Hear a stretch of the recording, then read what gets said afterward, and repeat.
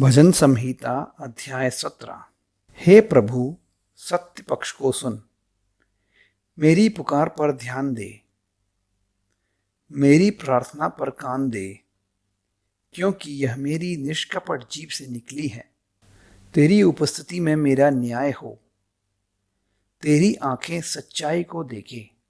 यदि तू मेरे हृदय को जांचता, यदि तू रात में मेरा निरीक्षण करता, यदि तू मुझे परखता, तो मुझ में कोई दुर्भाव नहीं मिलता। मेरी वाणी मर्यादा का उल्लंघन नहीं करती। जहां तक मेरे मानवीय कार्यों का संबंध है, तेरे ओंठों के ही शब्द द्वारा मैंने हिंसकों के मार्ग से स्वयं को बचाया है। मेरे पग तेरे मार्गों पर दृढ़ रहे, मेरे पैर नहीं फिसले। मैं तुझे ही पुकारता हूं, क्योंकि हे परमेश्वर, तू मुझे उत्तर देगा। अपना कान मेरी ओर कर, मेरे शब्दों को सुन।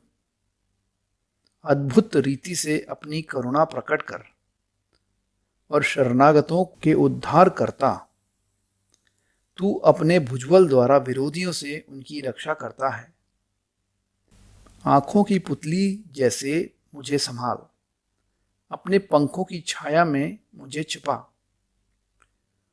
उन दुर्जनों से जो मुझे लूटते हैं, मेरे प्राणघातक शत्रुओं से जो मुझे घेरते हैं, उन्होंने अपना हृदय पत्थर बना लिया है। वे अपने मुंह से घृष्ट वचन निकालते हैं। उन्होंने पग पग पर मेरा पीछा किया और अब मुझे घेर लिया है।